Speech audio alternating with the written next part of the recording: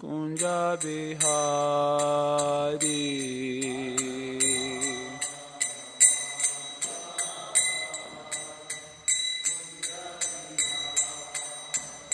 Jaya Gopi Janavalabha Kirivaradari.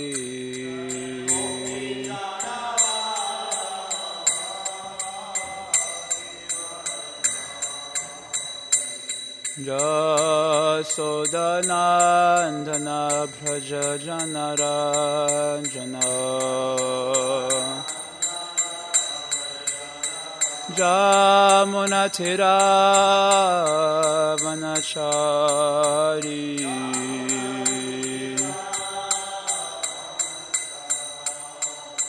Jaya Radha Madhava Kunja Bihari.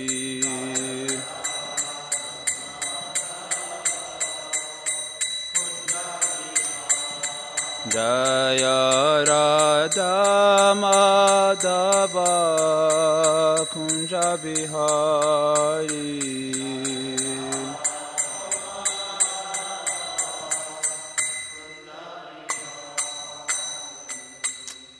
Jayam Vishnupa Paramahamsa Parivrajacharya Shrutarashutashi Shri Madhya's Divine Grace A.C. Bhaktivedanta Swami Prabhupada ki, Raja Grantha Srimad Bhagavatam ki, Swami Bhakti Vrinda ki, Vidhaya Gopanamandi, all glories to the Samandavaris, all glories to the Samandavaris, all glories to Shri Shri Guranga Uranga. Om Agyantamirandasya Girajana Shalakaya Chakshurun Militam Yena Tasmai Shri Guruve Namaha. Shri Chaitanya Manobishtam Stapitam Yena Bhutale Swayam Rupakadamayam Dadhati Swapadantikam Vancha Kalpatarubhyascha Kripa Sindhubhyarevacha Patitanam Pavanebhyo Vaishnavebhyo Namo Namaha. Jaya Shri Krishna Chaitanya Prabhu Nityananda Shri Advaita Gadadhar Shri Vasari Gaura Bhakta Brinda. Hare Krishna Krishna Krishna Hare Hare Hare Rama Rama Rama Hare Hare. O Namo Bhagavate Vasudevaya. O Namo Bhagavate Vasudevaya.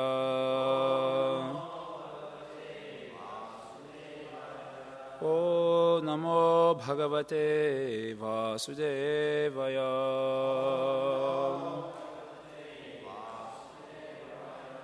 Srimad Bhagavatam, Canto 5, Chapter 8, Text 31. Word to word meaning. Tasminapi. And that ashram, Pulaha ashram. Kalam. The end of the duration of life in the dear body. Pratikshmanaha. Always waiting for. Sangat. From association. Cha. And. Vrisham. Constantly. Udvigna. Full of anxiety. Atma Sahachara. Having the super soul as the only constant companion. No one should think of being alone. Shukshka Parnat. Shukshka Parnatrana Virudha. By eating only the dry leaves and herbs. Vartamana. Existing. Mrigatva nimita, of the cause of a deer's body. Avasadam, the end. Eva, only. Ganayan, considering. Mriga shariram, the body of a deer. Tirta udaka klinam, bathing in the water of that holy place. Usasarja, gave up. Translation and purport by Srila Prabhupada Ki Jai. Translation: remaining in that ashram, the great king, Bharata Maharaja, was now very careful not to fall victim to bad association. Without disclosing his past to anyone, which would be difficult in a dear body, he remained in that ashram and ate dry leaves only. He was not exactly alone, for he had the association of the Supersoul. In this way, he waited for death in the body of a deer. Bathing in that holy place, he finally gave up that body. Purport: holy places like Brindavan, Haridwar, Prayag, and Jagannath Puri are especially meant for the execution of devotional service. Brindavan, specifically, is the most exalted and preferred holy place for Vaishnava devotees of Lord Krishna, who are aspiring to return back to Godhead, the Vaikuntha planets. There are many devotees in Brindavan who regularly bathe in the Jamuna, and this cleanses all the contamination of the material world. By constantly chanting and hearing the holy names and pastimes of the Supreme Lord, one certainly becomes purified and becomes a fit candidate for liberation. However, if one purposefully falls victim to sense gratification, he has to be punished, at least for one lifetime, like Bharata Maharaja. That's inspiring. Thus, in the Bhaktivedanta purport to the 5th canto, 8th chapter of the Srimad Bhagavatam, entitled A Description of the Character of Bharata Maharaj. Hare Krishna. So Krishna is the Parama Tattva. He's the supreme absolute truth. And everything he does is all good. Both his apparent rewards and his apparent punishment are equal to each other. Although for conditioned souls, they generally don't tend to take it that way, even after hearing a lot of Bhagavatam classes. But the actual truth is that whatever Krishna does is all good, especially for his devotee. Even when Krishna punishes the demons, that is all good for the demons, especially. One of the 64 qualities of Krishna, which is also present in Narayana, is that anyone who they personally kill, they get liberation, at least into the Brahman effulgence. So that's a pretty good deal for having been a demon your whole life. So Krishna, that is the kindness of Krishna, that is his nature. So anything he does is actually all good. And only the advanced devotee can see it in that way. Sometimes we meet people on the street, they say it's all good. And I always think to myself, you're not an Uttamadhikari. So how will you be able to perceive that? You have to be very advanced to actually see that everything is all good. And because everything is being arranged by the Supreme Lord, who is Suridham Sarvabhutanam, he's a well-wishing friend of all the living entities. So as Surida, there are different types of friends. There's Banda, which means like a general, Banda is it? Banda? Bandhu. Bandhu means general, like a general friend. There's Maitri, Mitra, which is a more close associate. And a Suhrit is one who's always thinking of the happiness of his friend, how to make his friend happy. So Krishna is Suhridam Sarvabhutanam. I mean, he's always thinking of the welfare of the living entity. And he's not under the modes of material nature, so he can actually do that to the most exalted degree. When we think of the welfare of other living entities under the influence of the modes of nature, we think giving them some cigarettes, or just like Maharaj likes to narrate that story of when he was on book distribution, and he came back from book distribution very late, and a person was leaving his body in the train station in New York. And everyone was naturally surrounding him, and it's quite interesting to see someone die live. generally in America, they're very expert at hiding these things, actually. In India, you see it everywhere, so you become a little bit, how you say, anesthetized, how you say the word, desensitized or jaded. But in America, they're very expert that you don't see any of these things, so that the illusion of enjoyment is kept strong. So everyone's seeing a live death, so everyone's surrounding, Maharaj describes. And then someone, out of his mercy for the dying man, asked him, is there anything we can do for you? And he said, yes, I need a cigarette. Oh, give him a cigarette, give him a cigarette. So the living entities under the mode of material nature, this is the extent of their ability to think of the welfare of others. But Krishna is transcendental to the modes of nature. So when he actually is constantly thinking of the welfare of the living entity, it is to the most exalted degree. He's always thinking of how to bring the living entity back home, back to Godhead. So this is the nature of Krishna. Both, so his punishment and his apparent reward and punishment, they're equal to each other. So this is essential to understand about the nature of the Absolute Truth as we're on our sojourn back home, back to Godhead. Because we're reading a very interesting pastime where Bharata Maharaja, Prabhupada is mentioning here at the end of the purport, that if one purposely falls victim to sense gratification, he has to be punished, at least for one lifetime, like Bharata Maharaja.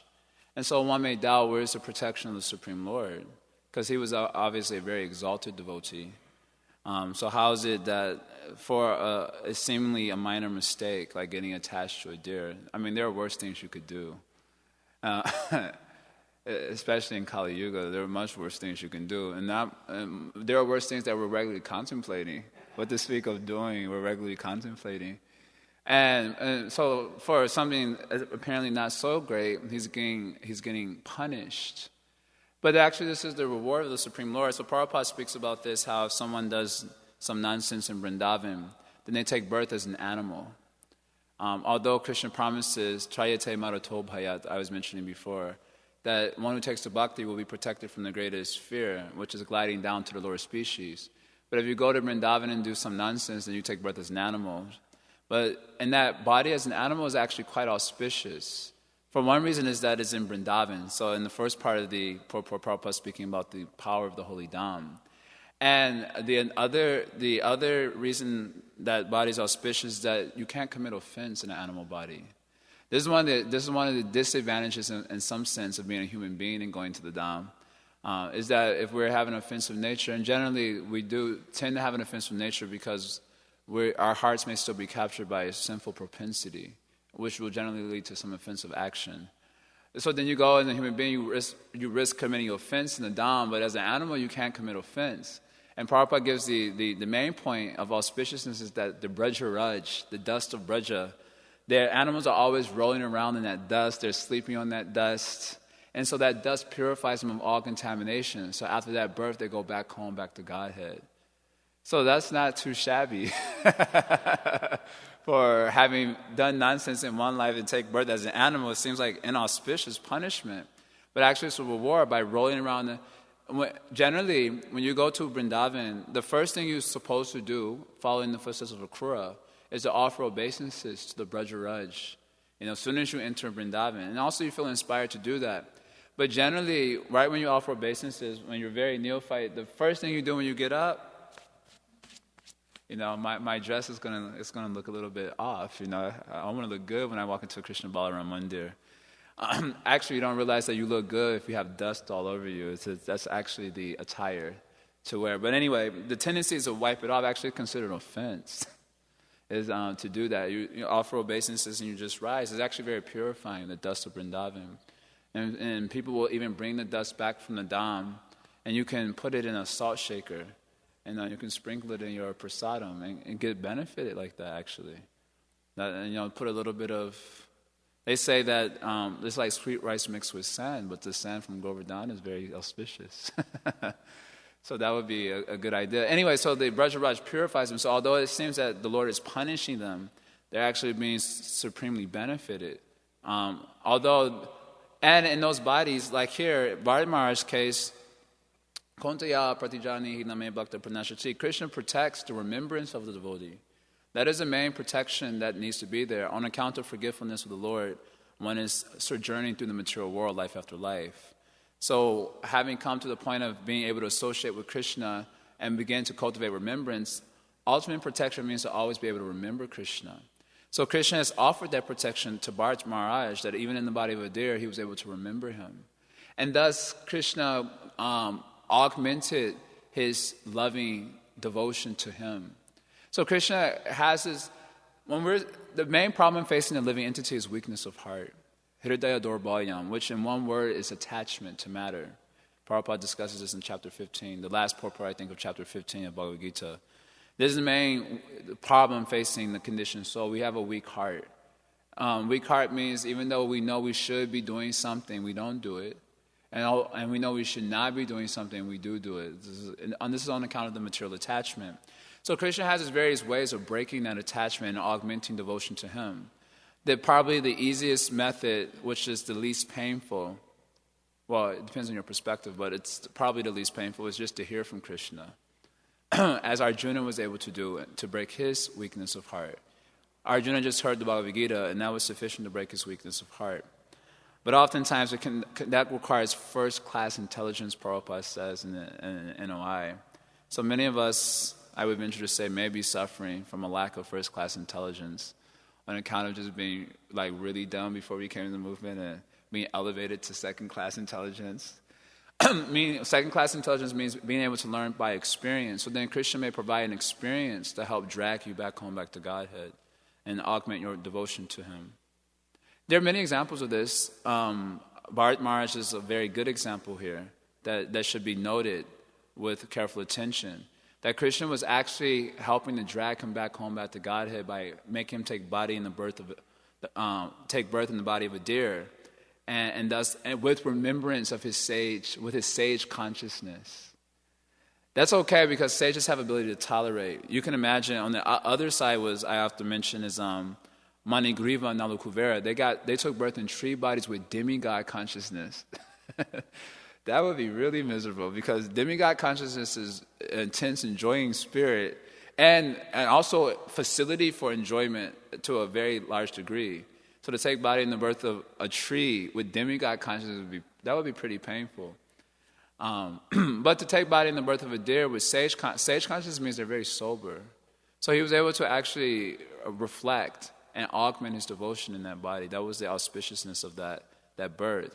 There are other examples. Narada Muni in the first canto, after the sages, the Bhaktivedanta sages, left, during the Chaturmasa season they were there, Narada Muni was serving them, and he developed great attachment and love for them. Then they left. He wanted to travel with them, but he felt that his mother was there. This is a primary Hridaya Dorbalyam, attachment to the family. Oh, who will take care of my mother? I'm not saying that's a bad thing, necessarily. Although it may not be always the best thing in terms of going back home back to God. So actually he could do nothing practical for his mother, and his mother can also do nothing practical for him. But he felt in his heart that was his responsibility. And so he forego leaving with the sages, whom he was extremely attached to, in order to take care of his mother, whom he could not help at all. So Krishna made a very nice arrangement by allowing his mother to be, or arranging for his mother to be bitten by a snake, and she died. We probably shouldn't tell this pastime on a Sunday feast. That would not be very inspiring maybe for the mothers.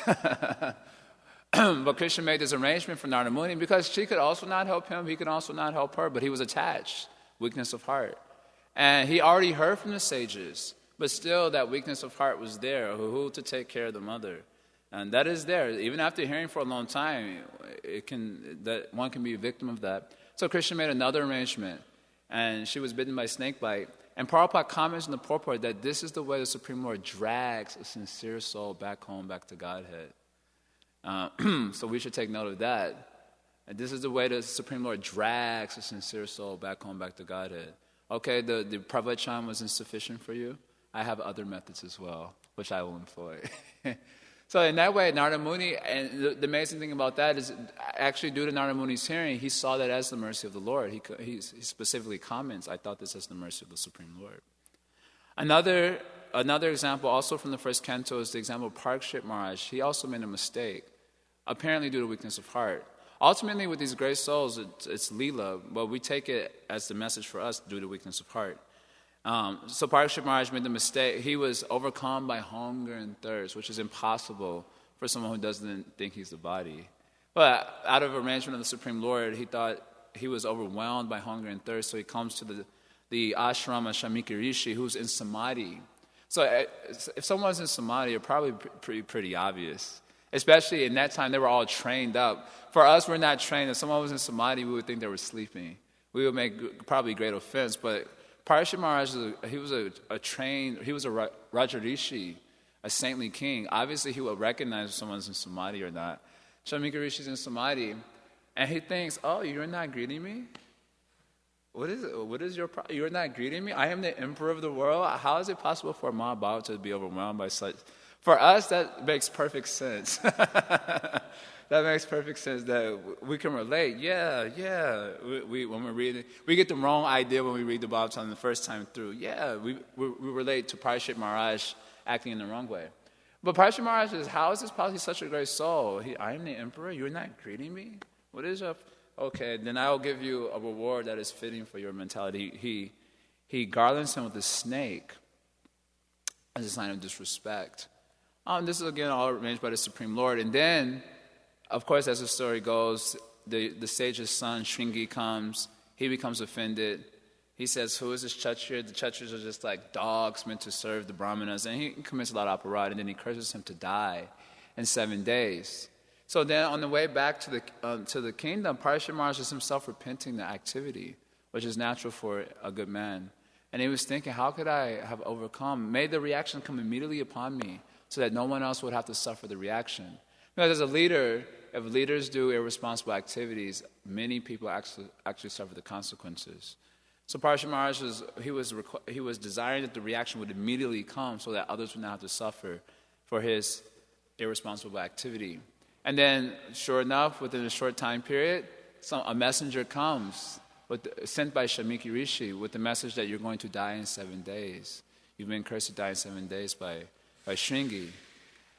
And Parikshit Maharaj, he became very ecstatic. And in fact, he offered, I was thinking to go through some of the verses, but I opted not to. He offers one very beautiful, and his contemplations on the scene, he makes the point that the Supreme Lord has mercifully appeared before me in the form of a curse of a Brahmin boy. So that out of fear, I will break my attachment to material opulences, material kingdom, and so on. Out of fear due to being cursed. So he offers this very beautiful contemplation. In fact, in another place in the Bhagavatam, it is offered that first the Lord appeared before him and I forget, there's a way this is told. First the Lord appeared before him in the form of the messenger giving him the curse. That was the first way the Lord appeared before him. And then the Lord manifests before him, I forget the other point, either as detachment, bringing him to the bank of Ganga, where all the sages would come, and then ultimately Shukadeva Goswami will come to recite the Bhagavatam.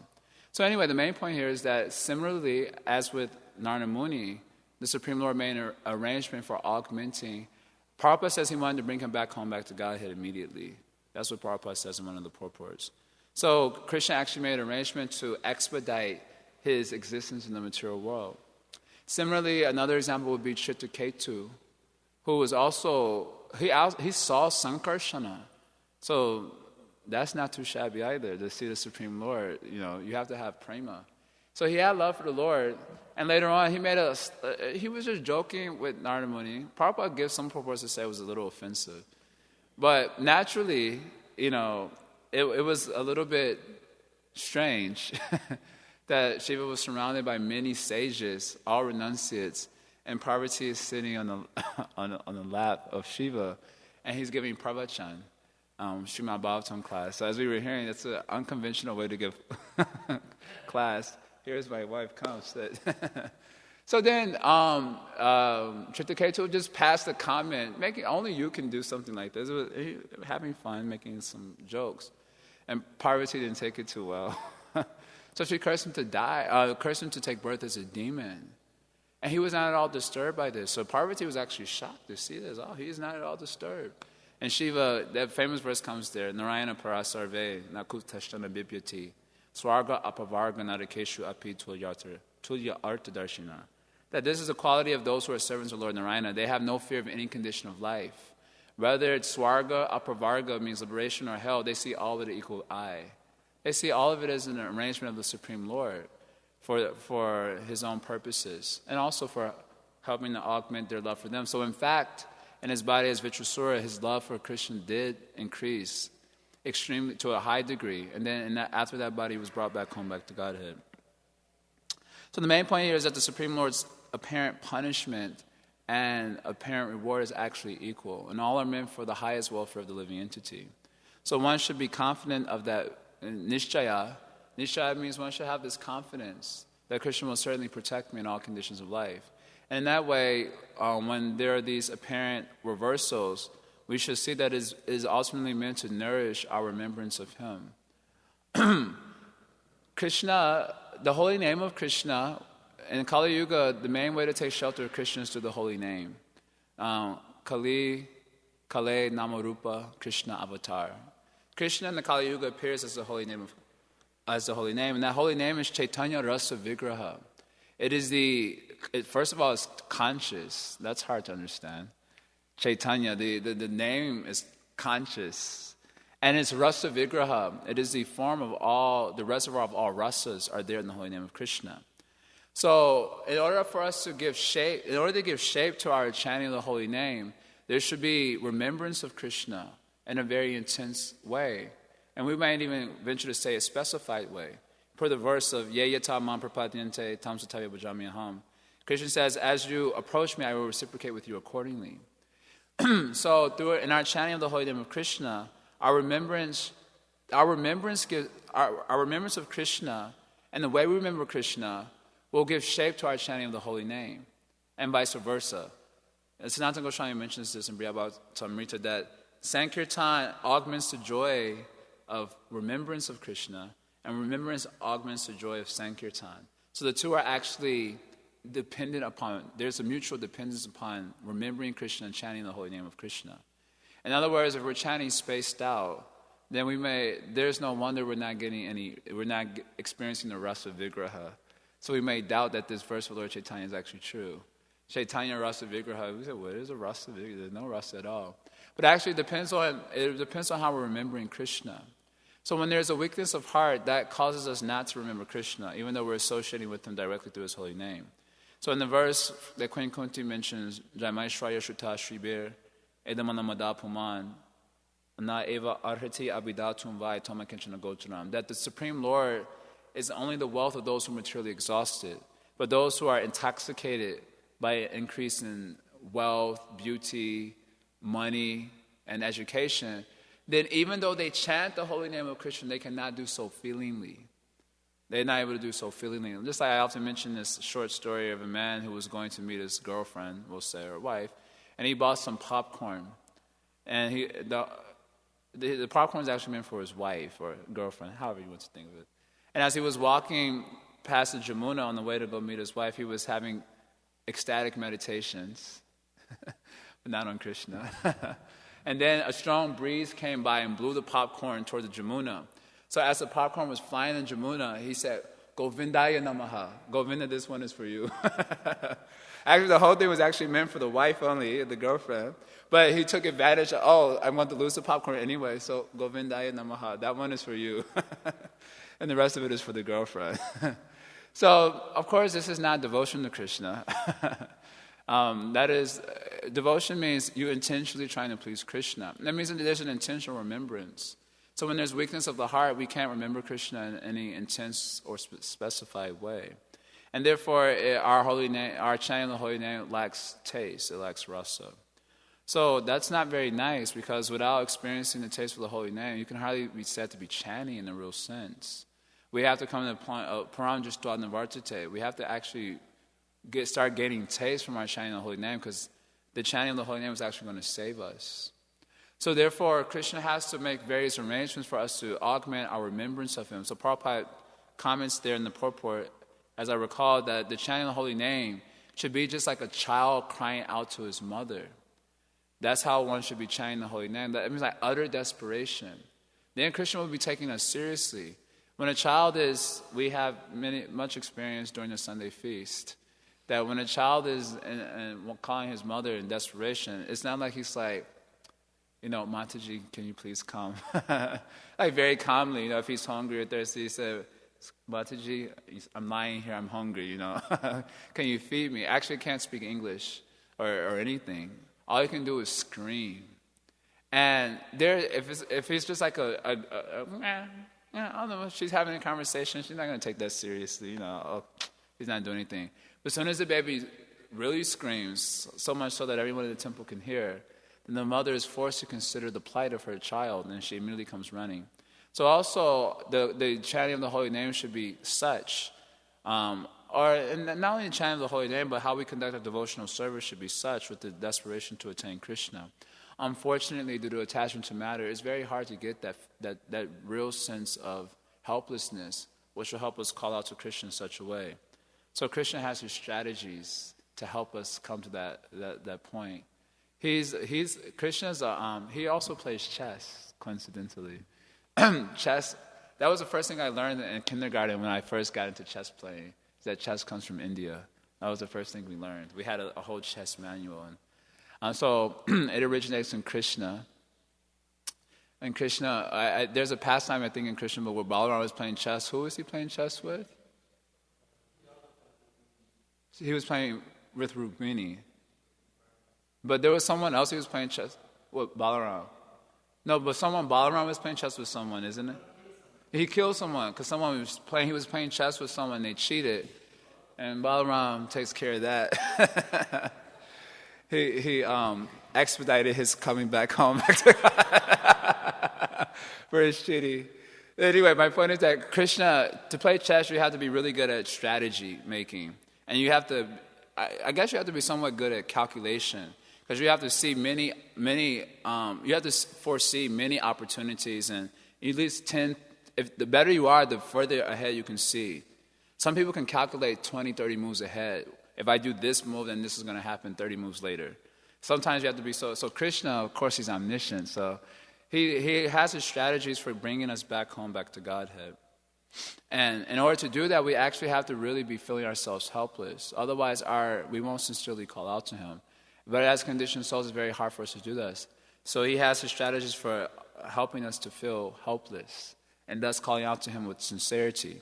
So this is one of the main messages we take from this Leela, is that Krishna is actually in fact doing that. And we should rather feel inspired than discouraged hearing this pastime, that Krishna is so kind that he will do whatever it takes to bring out the best in us and drag us back home, back to Godhead. So this is the main idea. Both his reward and punishment is equal. And we should have that confidence and fearlessly move forward in Krishna consciousness. That's that verse I was quoting the other day. Tatanate madhava tavaka kvachit brishanti margat twayi bodhasorida. You remember this verse?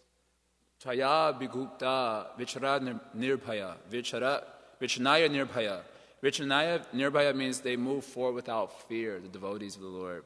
They're not like the non-devotees whom the Krishna doesn't protect because they're thinking, I'm very powerful, I'm very strong. Who needs God? I am God. So for those persons, Krishna doesn't offer any protection.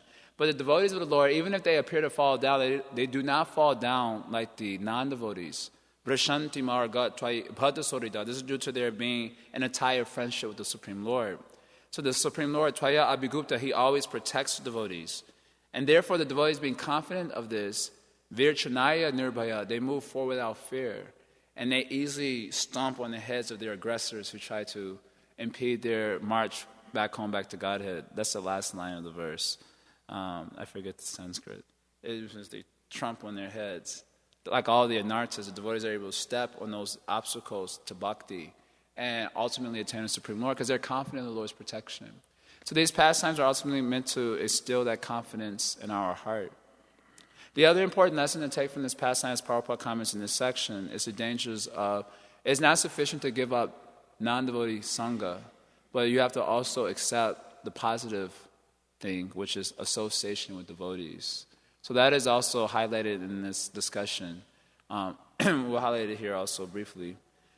Just giving up non-devotional sangha is not sufficient. We have to also associate with devotees in order to be guaranteed of protection. Prabhupada said it's like a bundle of sticks. So if there's one stick, it's easy to snap. We all have experience of that. Maya doesn't. She loves those who they want to be absorbed in bhajan as neophytes. Oh, very good. Yes, do your bhajan. Very good bhajan you're doing. Nam bhajan. Yes, Haribo. Maya will encourage us through the mind. The mind is our greatest agent, so she'll encourage. Yeah, all these neophyte devotees, they'll not help to augment your Krishna consciousness. You need to be absorbed in bhajan. They're absorbed in speaking Prajalpa and fault finding. You know what is this? It is neophyte sangha. They cannot help you. Bhajan. So you go and you get absorbed, and Maya's like, very good, nonsense. And she smashes us. So Prabhupada mentions this is a highlight of the pastime also, the dangers of... In fact, in the Bhagavatam, Sanatana Goswami mentions that Bharata Maharaja uses his own life as an example to show the dangers of not having association with devotees, even if you're very advanced. That Sanatana Goswami said it in Bhagavatam, which I found to be... That's a pretty big risk, a pretty powerful example to take that risk of taking another body, just to show devotees in the future that even if you're very advanced, you still require the association of devotees. So no one should ever think that they don't require the association of devotees at any stage. Narottam Das Thakur praised, Tandera Charana Sevi Bhakta Sani Vas, Janame Janame Hoy, Eya Bilash. That somehow other, let me become a servant of the Vaishnavas, and let me live with devotees also. Not only do I want to be a servant of them, because you can serve from a far distance also, right? I am also serving the devotees, bhajan. I'm rendering service. But let me also live with devotees, bhakta sane vas. Let me live with devotees, even if it's very difficult, as it is expected to be, especially when we're under the modes of nature. As is often mentioned, if it wasn't for the Krishna factor, I highly doubt any of us would care to even look at each other. Maybe some of us, but I don't find that there are very similar devotees living in the ashram, at least. I'm looking around now, I still don't see that there's... The only thing we have in common right now is tilak on the face and dhotis. But as far as our natures are concerned, many of our natures are actually quite contrary to one another. Therefore, we do have some issues every now and again. You know, it's just like the Dinabandhu Prabhu, when he came, he gave a nice example of rocks with jagged edges all keep hitting against each other, but ultimately it smooths out the edges and the rocks become smooth. So like that, we're in our jagged rock stage right now. So there may be clashes every now and then. So it's difficult to live in the association of devotees.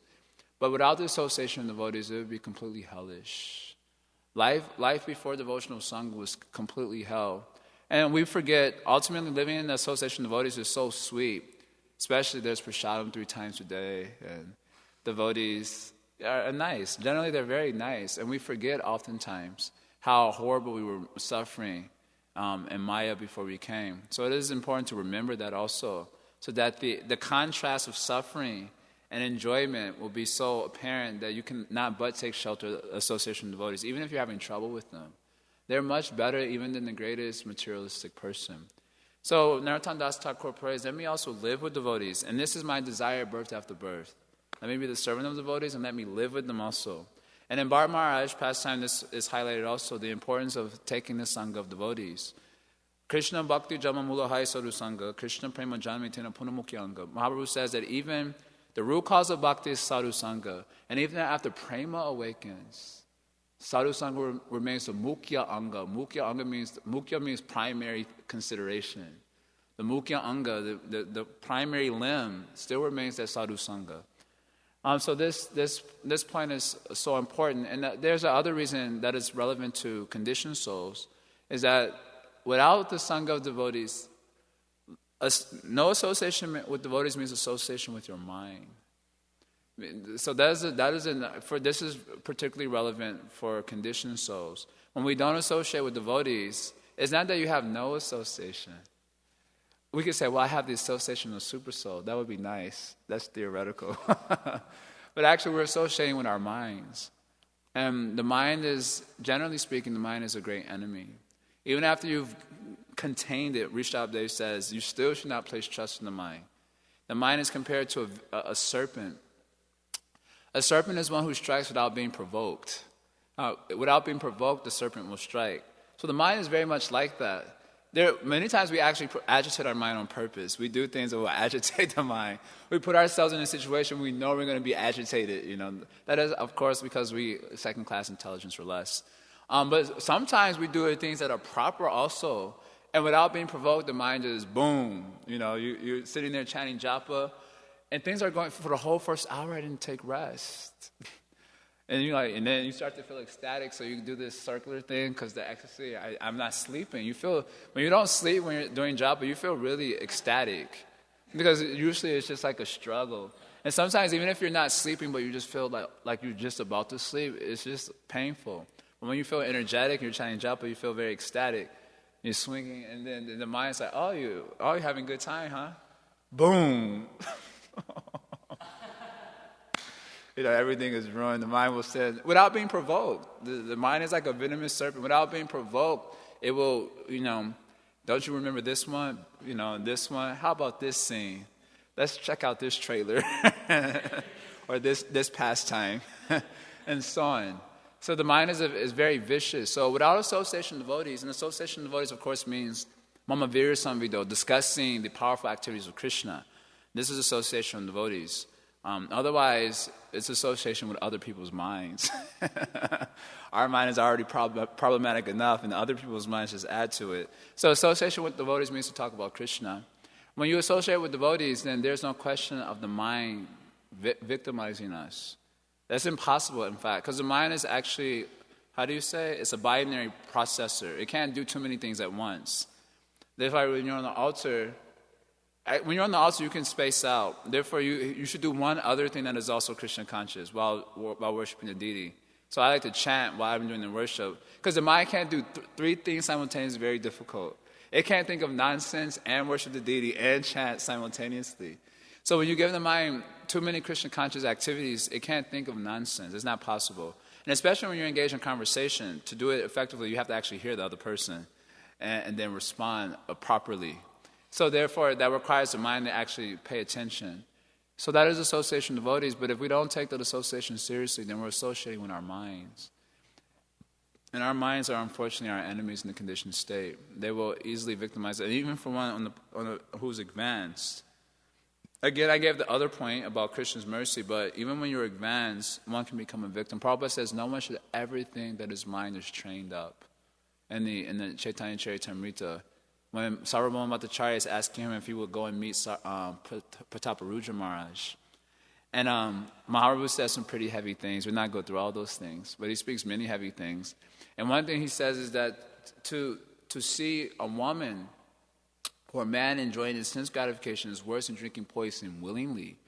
And then my mind becomes agitated even if I just see a wooden form of a woman. What to speak of actually just seeing and that's a fact. We may say, no, how is it possible? Actually, I think Mahaprabhu says, if my foot touches a wooden form of a woman, my mind will become agitated. And that's a fact. If you see, the way they make the mannequins now, we go downtown for Harinam Sankirtan, and we sit in front of the Ralph Lauren store, and they have these mannequins and doing all sorts of images, poses, and so on. And you have to sit there and be absorbed in the Maha Mantra. The Vaya immediately agitates if you see. If you just go like this, you still could be in trouble, but it's a little okay. But if you happen to be chanting and just observing, then you're going to be in big trouble. The mind is such. And Mahaprabhu is saying for himself, he's a sannyasi. Of course, he's God, but he's to set up the example. And there, Prabhupada makes a point that no one should ever think that their mind is trained up. Even if you become very advanced, you should never think your mind is trained up. The Maya is always ready to victimize. As soon as you make one little space out, get him now, and finish. So therefore, that lesson we also get from this pastime Srila Prabhupada has mentioned throughout this chapter and other places. So in this way, having confidence in the Lord and being strict as possible. It'll be tough because there is weakness of heart, so that has to be systematically uprooted in order to become more and more strict about remembering Krishna exclusively. Weakness of heart has to be systematically removed. But we should try our very best in order to move forward towards the goal of life. So I'm going to finish there now. Oh, that's not a problem. I was going to ask something.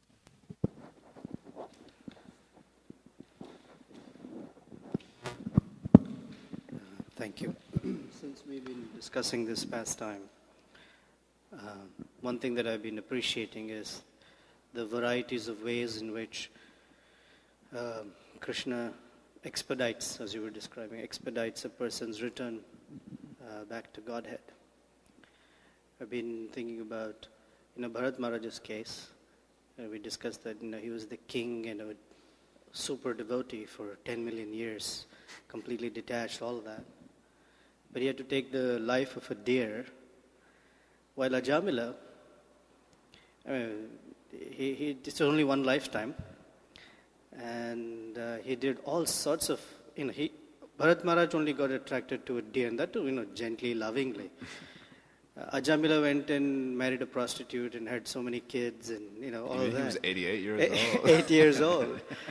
And he saw the Vishnu Dutas, and that very lifetime, he gets back to Godhead. So if you could... Yeah, so we should not be envious. When we hear these past... In fact, that's when one is very immature, they become envious hearing why Krishna dealt with him in this way and dealt with this person in that way. But we should not become envious because Krishna knows what is best for all living entities. See, the main issue with the conditioned soul is that we can't foresee the future. We can't foresee the future. And so we're always speculating about better ways that things could have actually happened and not having confidence that things happen exactly the way they needed to happen in order for me as an individual to be fully convinced about the devotional service of the Supreme Lord. So I don't want to comment to the details of specific devotees in the Bhagavatam, which they're on a totally another level. But as a general principle, when we see, like for example, I'll bring it down a level to how the spiritual master deals with different devotees. And we see sometimes one living entity seems to be getting so much of mercy, and I seem to be a little bit more dedicated, and I'm hardly getting anything at all. And the tendency may be to get envious. In fact, this happens a lot with Bharata Maharaja, where, I'm a brahmachari, I'm like dedicated life. And so this guy's just a new kid on the block, but so much mercy is coming to him. What about me? I need mercy too. And the tendency may be to get envious. But we have to understand that the Supreme Lord and also his devotees, they who get inspired from the Supreme Lord directly, they're giving each living entity exactly what they need in order for that individual to be convinced. We're always thinking that if it was like that, then I would have also been very successful or been very fixed. But the Supreme Lord actually knows very well what was required for that individual to become fully edified and Krishna conscious. Another thing is that although Ajamil got released in one lifetime, that doesn't mean that's necessarily the better. Of course, it doesn't indicate more mercy. And also, to take birth again may actually be considered better. And in a lot of ways, because again, as I was pointing out, Krishna actually does that to augment the intensity of love for him. So then from that perspective, to take birth again was actually better. So then someone might get envious of that. Then why I didn't take birth again? Because your love would not have augmented, it would have decreased. So my point, I guess what I'm saying is that, again, it comes back to the confidence that the Lord knows what is best for every individual. God is a person, and we are also persons. And God is dealing with living entities in a personal way. It is not, I often like to mention this to the Christians or people of other traditions. It's not that just by joining the right church that you're going to go back home, back to Godhead. I joined the right institution.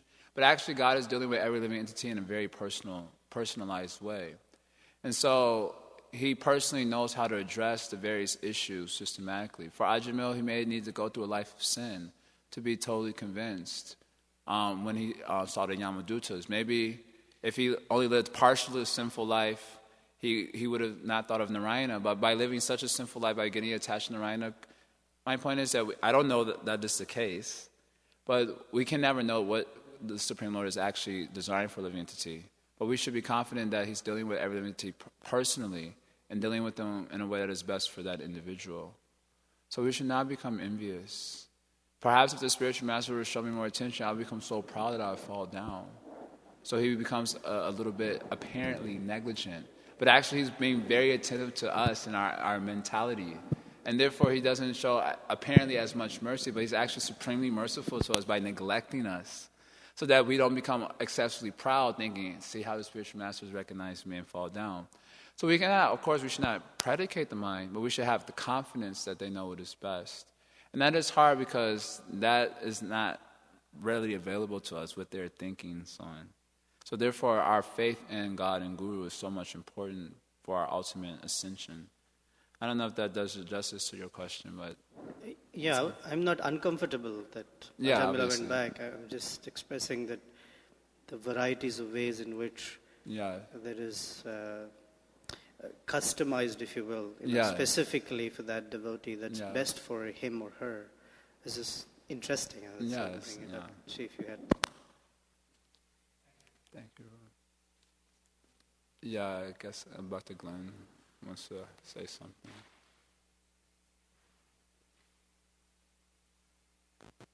Thank you for class, Prabhu. We're living in community, so that's advantageous for us. And from a certain perspective. Okay. Unless we're good at being a hermit or something, but when different devotees receive gifts, doesn't that have the potential to really elevate all of us, to help us all? When devotees receive gifts, what do you mean? I mean, I can say yes, but you can maybe specify.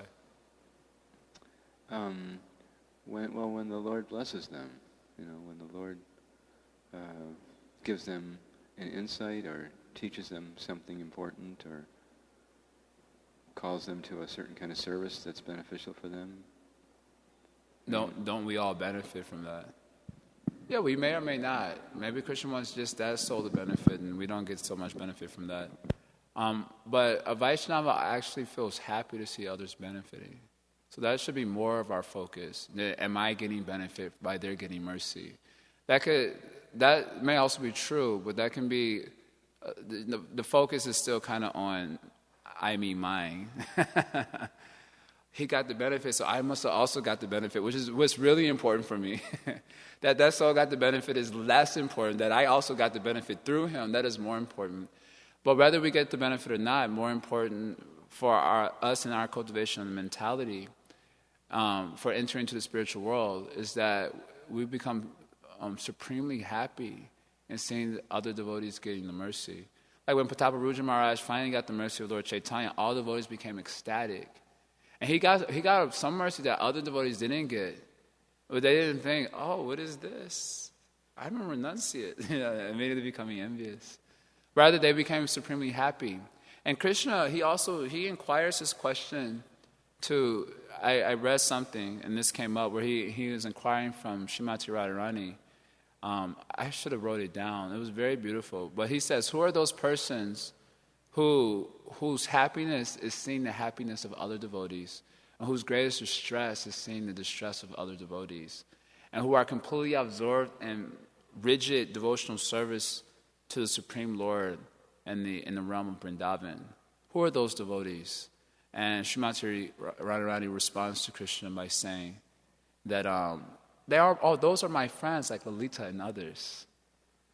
And so what's very interesting about this statement is that this is the mentality of a Brajavasi, that they become supremely happy in seeing the benefit of others in general and specifically devotees, and they become supremely distressed in seeing the distress of other devotees. So more important for us in our cultivation of the mentality for going back home back to Godhead is just to become happy when other devotees are getting benefited. And that requires step-by-step removal of anarthas, because without going to anartha nivritti, you actually can't feel happy when others are getting, as Bhaktivinoda Thakur prays in the Mara Jivan, when others are happy, I feel very distressed.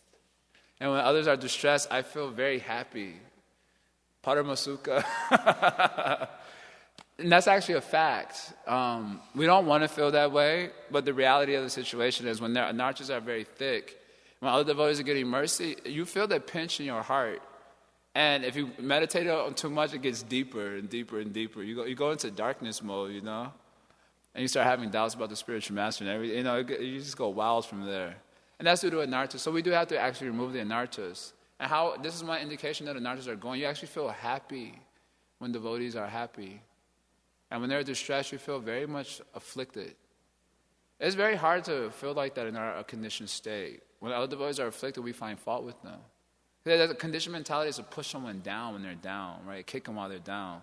That's the conditioned mentality. How many of us feel afflicted when we see other devotees are in distress? Where your whole when we're afflicted, we can think of nothing else, isn't it? We have experience. But when others are afflicted, we say, Prabhu, I'm sorry to hear that. And we go on about our life. So this is, whether or not we get the benefit, if other devotees are also benefiting, more important for us is just to feel happy that other devotees are benefiting. And we can't really do that if we have too many anarthas, but we can try to cultivate that mentality. You can think, at least you should think, I should feel very good. This devotee is getting the mercy. You should make the mind think in that way. Even though the heart is feeling pinched.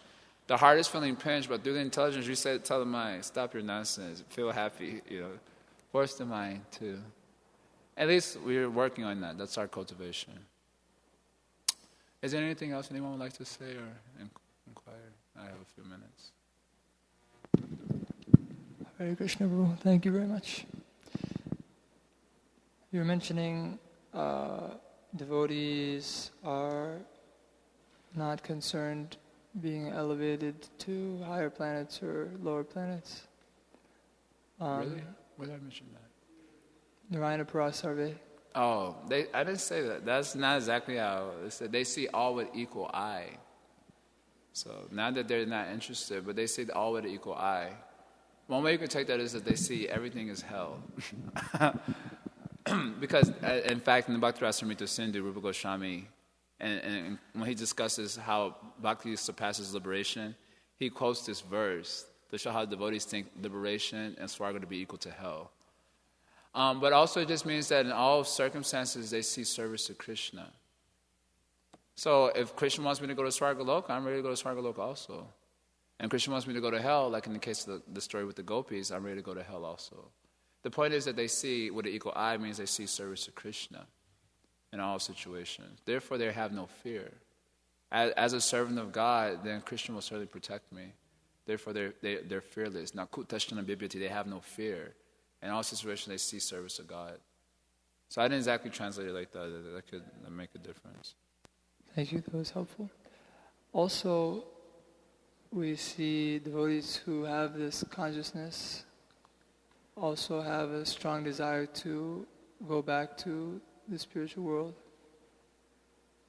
So it seems to be apparently contradictory. Well, I don't know if we could, on the strength of this verse, say it's contradictory, because they mention Swarga, Apravarga, and hell. They don't mention anything about Vaikuntha. So I don't know on the strength of this verse we can say it's contradictory. And the Brihad Bhagavatamrita, when the Vaikuntha Vasis are talking to Gopakumar, they mention that they say that when you have prema, there's no difference between the spiritual world and the material world. Because in both places you're serving God with pure love. And the spiritual world just means devotional service to God. In fact, in 271 Bhagavad Gita, Prabhupada says that attainment of devotional service is the attainment of the kingdom of God. So the Vaikuntha Vasis, they point that out. But then they say, but we should also know that, Vaikuntha's got something also that is special. Because in Vaikuntha, one can render service without the Lord, without any impediments. And in the material world, you have the impediment of a gross material body. It doesn't have all the powers of a spiritual body. Spiritual bodies have amazing powers that that Sanatana Goswami goes throughout that. They have amazing powers to serve Krishna. Just as Krishna expands to satisfy various devotees, his devotees also have powers to expand. in order to serve Krishna in all those variety of ways. If they say that the sun is too hot on Krishna's back, their forms can change into an umbrella for the service of Krishna. Maybe we shouldn't mention these things. It might cause doubts in people. This stuff is so far out. Just like, what to speak of the Christians. If they read our shastras, the scientists, they're going to have a field day. We believe that there are some universes where Brahma has 10 million heads. Before you mentioned it, the scientists, they go to the court of law and say, look at this. They believe someone has so many heads. I rest my case, everything finished. But in the spiritual world, their bodies have amazing spiritual powers, and they can serve Krishna unlimitedly in an unlimited variety of ways. Whereas in the material world, practically the main thing is the bhava, because the material body is so limited in its capacity in a lot of ways. So the Vaikuntavasis point this out, that Vaikuntha is still a very special place, and one should acknowledge that reality. That although when you have prema, that both realities are equally the same because of service to Godhead, but still at the same time, the spiritual world is a very special atmosphere. And it is very natural for devotees to want to go back home, back to Godhead. In fact, and especially in the neophyte stage, but even in the advanced stage, that longing is what crushes the material desires. It is not that we, in our neophyte stage, can actually sincerely pray, Nandanam Nanjanam Nasundarim Kavitam Va Jagadish Kamaye Mama Jamini Jamanishware. As neophytes, as soon as we hear Jamini Jamanishware, what? Rewind. Birth after birth, I only desire to serve you selflessly. I'm like, no, I don't. That is not possible for a neophyte devotee. So, I remember when I first joined the movement, I was so inspired by that message that the devotees will go to hell for service to Krishna. I would always mention that to the newcomers, that this is real love of God, that you're ready to go to hell. And I thought I had the mentality, but then one day I actually thought about it. When I heard that pastime of the gopis being ready to go to hell eternally to remove Krishna's headache for one moment. So I actually thought about that soberly. And I was like, nah. I was horrified. I was like, I'm not ready to go to hell eternally to remove Krishna's headache for one moment. That means in the next moment he will still have headache, but now I'm in hell. Like, I thought about it soberly. I was mortified. I was like, wow, I can't imagine the love that the gopis have for Krishna. Because if they say even for one moment, that means that the next moment Krishna will have a headache, but now I'm in hell eternally for just one moment of removal of Krishna's headache. So it is very natural actually to strongly desire going back home, back to Godhead. That is a strong motivating factor. Because one can serve Krishna according to his heart's desire without any impediments in Vaikuntha. So I don't think that's contrary. And definitely it is not contradictory based on the strength of that one verse, because they don't mention Vaikuntha at all there. It is actually very essential. Even for one who has bhava, they're very intensely desiring to go back to the spiritual world. So much so that they live inside the dham. Or at least there's a strong desire to reside in a dham where Krishna actually performed his pastimes. So there's a lot of evidence that seems to indicate otherwise, that it is very natural and very progressive to strongly desire. But along with that desire is a strong desire to serve Krishna. So if Krishna wants me to be in the material world for his service, then the devotee is ready to do that also. Just like Prabhupada, we hear that story where Prabhupada they were confiscated, I think, quarantined for some reason. I don't know where it was at, maybe it was in China or something. And Prabhupada said, I didn't want to come here. I just didn't want to come here. And Brahmananda was saying, I'm sorry, Prabhupada. He thought he meant coming to that place. I'm sorry, Prabhupada. We should have made better arrangements. And Prabhupada said, no, I didn't want to come in the material world. They were a little shocked. I didn't want to come in the material world, but Krishna asked me to come here and to preach Krishna consciousness. And then I told them, I argued, but everyone is... I think Prabhupada said he wanted me to come and write books. I think Prabhupada, at least that's how we've heard the pastime. And he said, but who is there to read the books? Everyone's so dumb in Kali Yuga. Who is there to read the book?